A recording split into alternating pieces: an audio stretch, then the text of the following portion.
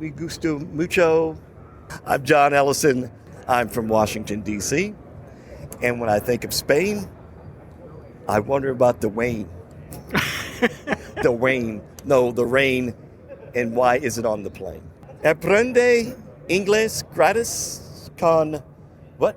Mansioninglés.com e-inglespodcast.com.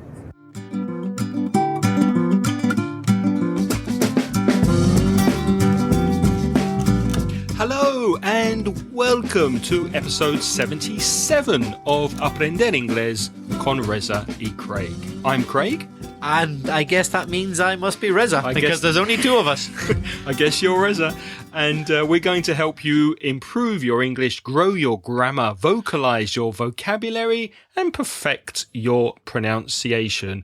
Between us, we have over 40 years of teaching experience, and we'll try to help you improve your English and take it to the next level. In this episode, starting a conversation and making small talk. But before that, some listener feedback. Our first feedback is from Javier, who says, congratulations for your award. Thank you, Javier, and for the good work that you do. My name's Javier, I'm 50, and I'm now unemployed. I'm sorry to hear that. I used to work as a sports reporter, but overnight, Canal 9, or Canal Now, I think he means, closed, and now I'm looking for a living. So I think he means he's looking for a career change. Yeah, or he's looking for a way to earn a living. To earn a living, yeah. A way to earn a living.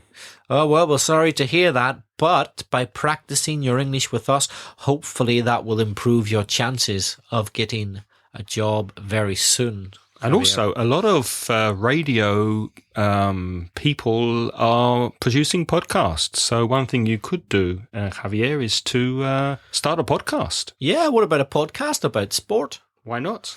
He continues, all my life I studied French, but this year I started my English course, beginner level. This summer I went to Belfast. Oh, my hometown. To improve my English.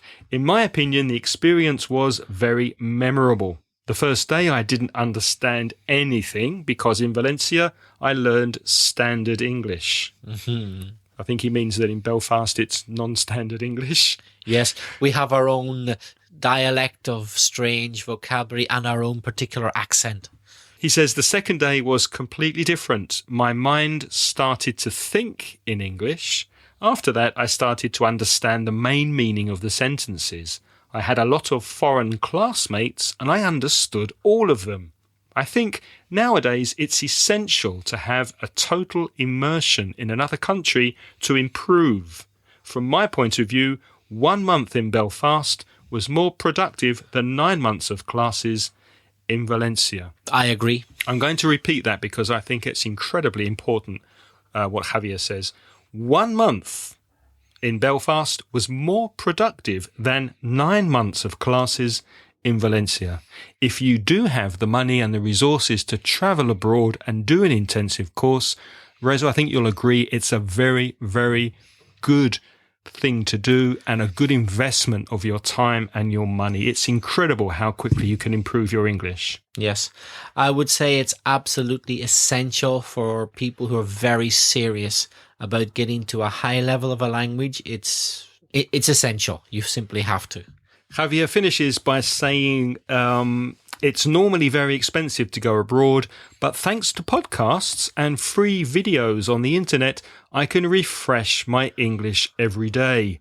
The only recipe that I know is to practice, and to practice. Thanks for your attention. Kind regards, Javier. P.S.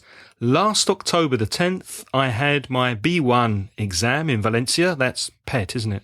Yes. PET. Now I'm waiting for my marks. Well, good luck, Javier, with that exam. Our next piece of feedback is a voice message from Alfredo in Italy. Hi, Craig and Reza. I'm Alfredo from Italy. Thank you for your podcasts. I hope to speak correctly. I am an Italian man.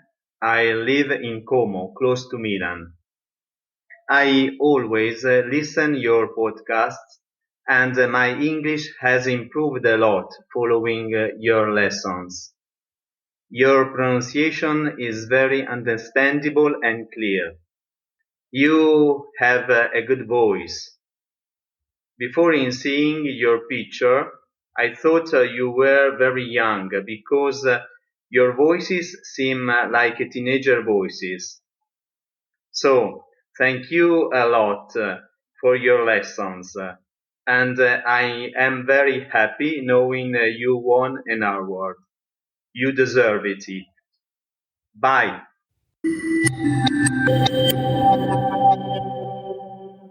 Grazie, Alfredo. Grazie. Grazie. Muy bene. Isn't it wonderful to have listeners in all these different Yes, countries? it's great. We've also got Elisa from Finland. Yep. So regular. Yep, she's a regular listener. Alfredo, it's lovely to hear from you. Your pronunciation is very good. And thank you for listening. Keep on listening. He did forget to say to after listen, didn't he? Listen to. Oh, that's right. You listen to the podcast. Listen to plus an object. Listen to someone. Listen to the podcast.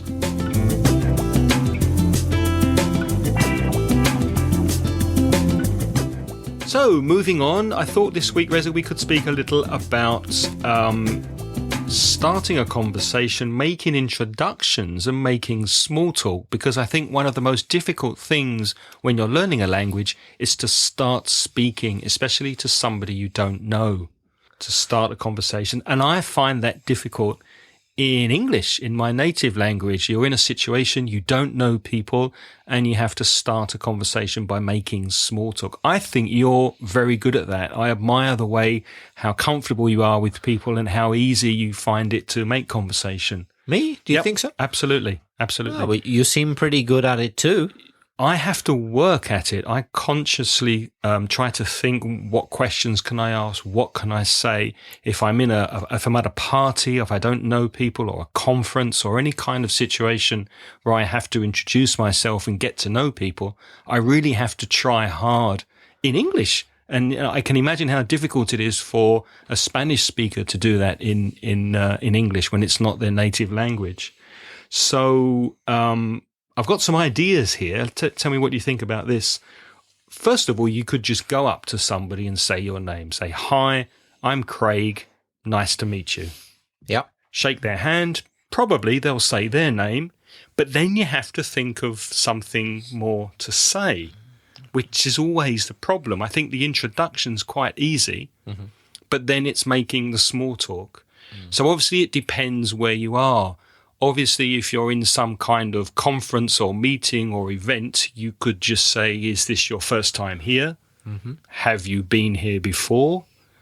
What do you think of the conference? What do you think of the party? What do you think of the speakers? What do you think of the event? What do you think of the music?" Just ask somebody's opinion. What other things could you open with after you've introduced yourself? If you haven't got a theme or topic or interest obviously in common, begin with the weather. That's a classic, because the weather affects all of us, so I guess it is something that all human beings automatically know about.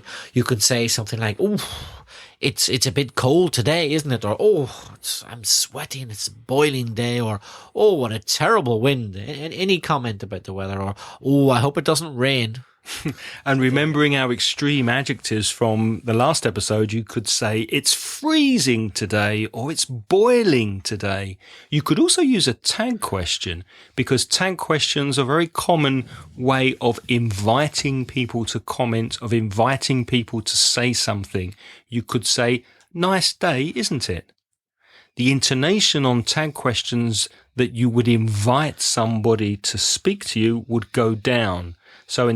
So don't say, "Nice day, isn't it?" because that's more like a question. Make sure your intonation drops at the end. So, "Nice day, isn't it?" Lovely weather, isn't it? There's a really old-fashioned one, which I've never understood, but I want to mention it because it just makes me laugh. You kind of see it in old black and white films, but you don't really hear people say it anymore. People used to say, a nice day for it, isn't it? and I never knew what it meant. Nice day for what? Nobody knows what. But it is something that people said years ago, nice day for it. But it was just a way to get speaking. And the other person would say, oh, yes. And then perhaps talk about the weather or whatever. Nice day for it. I suppose if you're walking in the park, it will be nice day for walking in the park. Or if you're walking with your dog, nice day for walking with your dog. Whatever you're doing, it's a nice day for it. I guess.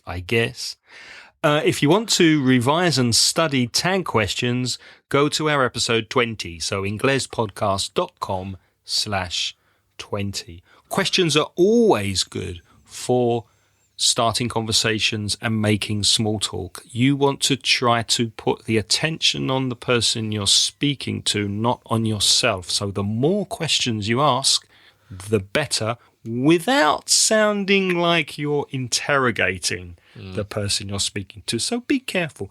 Give some information about yourself and then ask a few questions about the person you're speaking to. Indirect questions are very useful, and we practice those in episode 50. So go to inglespodcast.com/50 to revise indirect questions.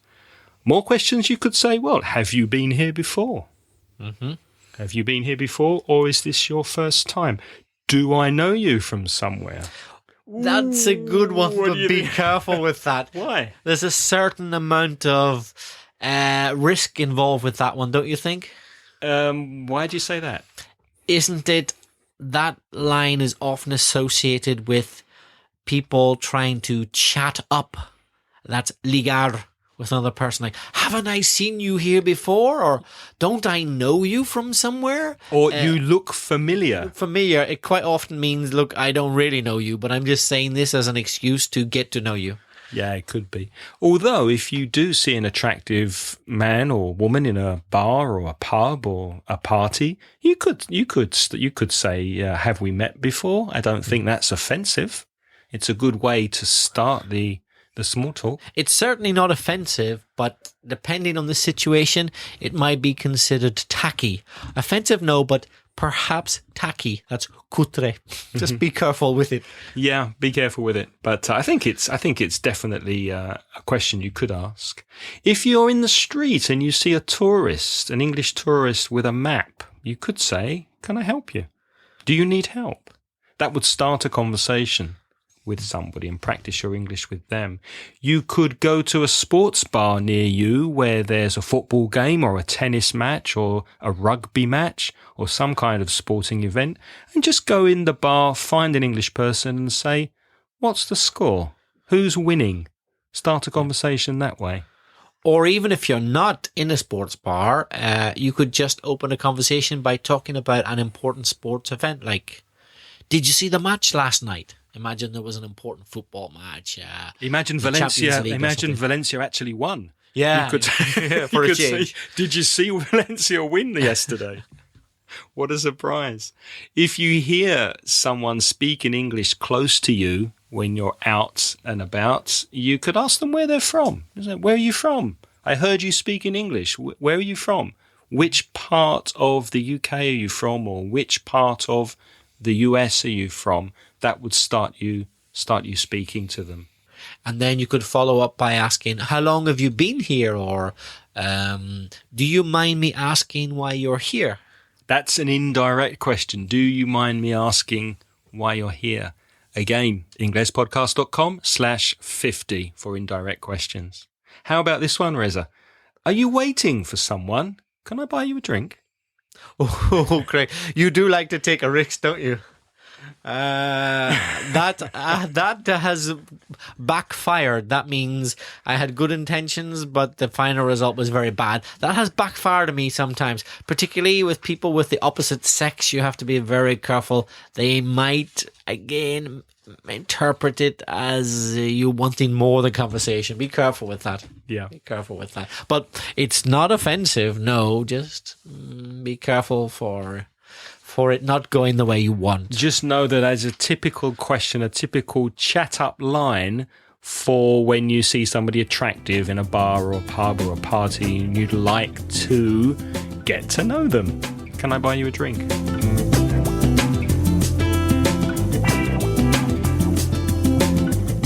Craig, I'd like to mention italki.com to our listeners. What a wonderful idea. It's a great website where you can find a personal one-to-one teacher at a very low cost. It's great in that you don't have to go anywhere. No travels involved. You just stay at home. All you need is Skype to get connected to the internet. So you can take lessons anytime, anywhere you have an internet connection. You can learn from home or while you're traveling. You can focus on pronunciation, speaking, fluency, or whatever you want because you choose your own teacher. Until you get the teacher who's right for you, you can change teacher. Also, there are no scheduling problems. If you want to learn at 12 o'clock at night, fine, because 12 o'clock at night where you live might be 10 o'clock in the morning somewhere else. In Australia, in America, in Canada, in Ireland. Or you might have a teacher with kids, and when the kids go to bed, they go on the internet to teach English at 11, 12 o'clock at night. Yeah. Another thing is, imagine you need to stop lessons for a couple of weeks because you're going on holiday or you've got too much work. Fine. You won't lose any money with italki.com because you just pay for the lessons you have. So if you can't study for a while, you need to take a break from it, fine. Then whenever you can, make up the time by, say, having a lesson every day for 2 weeks. It's up to you. You decide the schedule. What's more, if you're a listener to Aprender Inglés con Reza y Craig, Italki will give you 100 free Italki credits if you sign up to their paid service by buying 100 credits. So, buy one, get one free. To find out more, just go to inglespodcast.com/italki, Italki. Craig and I would like to thank Italki for sponsoring Aprender Inglés con Reza y Craig, and we hope that they will be of use to our listeners.